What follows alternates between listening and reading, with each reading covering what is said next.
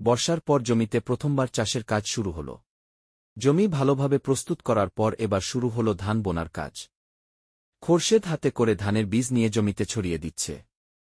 ভেজা মাটির ওপর যত্ন করে বীজ বপন করা হচ্ছে, যাতে সঠিক সময়ে নতুন ধানের চারা গজিয়ে ওঠে। আজকের এই ছোট্ট বীজ থেকেই একদিন জন্ম নেবে সবুজ ধানের গাছ। কৃষকের পরিশ্রম, যত্ন আর অপেক্ষার মধ্য দিয়েই শুরু হয় একটি নতুন ফসলের গল্প। ধানের ভালো ফলনের জন্য এবার জমিতে সার ছিটানো হচ্ছে। খোরশেদ মাটির প্রয়োজন অনুযায়ী সার জমিতে সমানভাবে ছড়িয়ে দিচ্ছে। সঠিক পরিচর্যা ও পুষ্টি পেলে ধানের গাছ ধীরে ধীরে আরও সবল ও সবুজ হয়ে উঠবে। তাই নিয়মিত জমির অবস্থা দেখে প্রয়োজনীয় যত্ন নেওয়াই কৃষকের গুরুত্বপূর্ণ কাজ। আজকের এই পরিশ্রমই একদিন সুন্দর সোনালী ফসলের রূপ নেবে। ধানের চারা এখন রোপণের জন্য প্রস্তুত। খোরশেদ নার্সারি থেকে সুস্থ ও সবুজ ধানের চারাগুলো তুলে নিচ্ছে। এক এক করে চারাগুলো জমিতে নিয়ে এসে কাদামাটির মধ্যে যত্ন করে রোপণ করা হচ্ছে। সারি সারি করে চারা লাগানোর ফলে ধীরে ধীরে পুরো জমি সবুজ হয়ে উঠছে।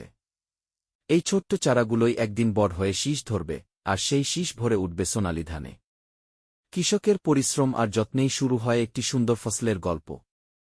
28 ধানের জমিতে চারা লাগানোর পর এবার জমির চারপাশের মাটি কেটে উঁচু করা হচ্ছে। খোরশেদ কোদাল দিয়ে জমির চারপাশের মাটি তুলে বাঁধ তৈরি করছে। এই বাঁধের কারণে জমির পানি ঠিকভাবে ধরে রাখা যায় এবং প্রয়োজন অনুযায়ী জমিতে পানি নিয়ন্ত্রণ করা সহজ হয়। একটু একটু করে চারপাশের বাঁধ শক্ত ও সুন্দর হয়ে উঠছে। কৃষকের এই পরিশ্রমই ভালোভাবে ধান চাষের জন্য জমিকে প্রস্তুত করে। ধানের গাছগুলো যেন ভালোভাবে বেড়ে উঠতে পারে, সেজন্য জমির আগাছা পরিষ্কার করা খুবই জরুরি। খোরশেদ জমিতে নেমে হাতে হাতে আগাছা তুলে পরিষ্কার করছে। আগাছা সরিয়ে দিলে ধানের গাছের জন্য পানি, আলো ও মাটির পুষ্টি পাওয়া সহজ হয়। কাদামাটির মধ্যে কাজ করা সহজ নয়, তবুও ভালো ফসলের আশায় খোরশেদের পরিশ্রম থেমে নেই।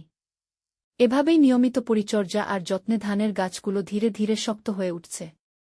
আগাছা পরিষ্কার করার পর এবার ধানের জমিতে সার দেওয়ার পালা। খোরশেদ মাটির প্রয়োজন অনুযায়ী উপযুক্ত সার ধানের চারার গোড়ায় ছিটিয়ে দিচ্ছে। সঠিক পরিমাণে সার ও নিয়মিত পরিচর্যা ধানের গাছের সুস্থ বৃদ্ধিতে সাহায্য করে।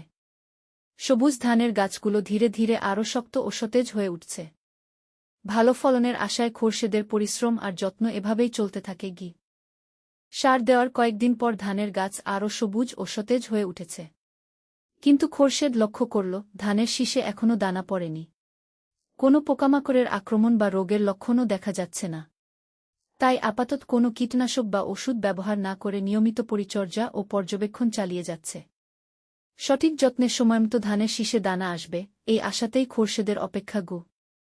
কয়েকদিন পর খোরশেদের ধানের গাছগুলো আরও বড় ও সবুজ হয়ে উঠেছে। এখন ধানের গাছের ভেতর থেকে ধীরে ধীরে শীষ বের হতে শুরু করেছে। এই সময়টা ধানের জন্য খুবই গুরুত্বপূর্ণ। তাই খোরশেদ নিয়মিত জমিতে এসে গাছের অবস্থা দেখছে এবং প্রয়োজন অনুযায়ী পানি ও পরিচর্যা করছে। আজকের ছোট্ট শীষগুলোই ধীরে ধীরে সার দেওয়ার কয়েকদিন পর ধানের গাছ দ্রুত বড় হয়ে উঠেছে। গাছের কুশি বৃদ্ধি পেয়েছে এবং ধীরে ধীরে শীষ বের হতে শুরু করেছে। সঠিকভাবে পানি, সার ও পরিচর্যা অব্যাহত থাকলে খুব শিগগিরই এই ধান সোনালী রং ধারণ করবে।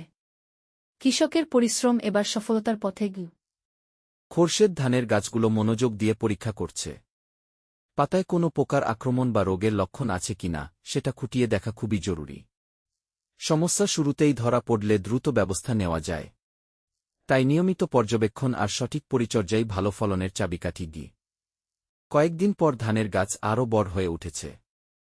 এখন ধানের গাছের ভেতর থেকে ধীরে ধীরে শীষ বের হতে শুরু করেছে। এই সময় গাছের পুষ্টি ও যত্ন খুবই গুরুত্বপূর্ণ। নিয়মিত পানি, সার এবং পরিচর্যা করলে ধানের শীষ ভালো হবে, আর ফলনও হবে বেশি। আরও কিছুদিন পর ধানের শীষগুলো ধীরে ধীরে দানায় ভরে উঠতে শুরু করেছে।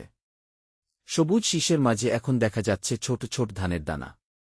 খোরশেদ প্রতিদিন জমিতে এসে ধানের অবস্থা দেখছে এবং প্রয়োজনীয় পরিচর্যা করছে। মাঠ জুড়ে ধানের শীষ বাতাসে দুলছে। কৃষকের দীর্ঘদিনের পরিশ্রম এখন ধীরে ধীরে সাফল্যের দিকে এগিয়ে যাচ্ছে। সময়ের সাথে সাথে ধান এখন পুরোপুরি পেকে গেছে। শীষগুলো ভারী হয়ে নিচের দিকে নুয়ে পড়েছে। খোরশেদ ধানের শীষ হাতে নিয়ে ফসলের অবস্থা ভালোভাবে পরীক্ষা করছে। আর মাত্র কয়েকদিনের অপেক্ষা, তারপরই শুরু হবে সোনালী ধান ঘরে তোলার প্রস্তুতি। এতদিনের পরিশ্রম যেন এখন সাফল্যের মুখ দেখতে চলেছে।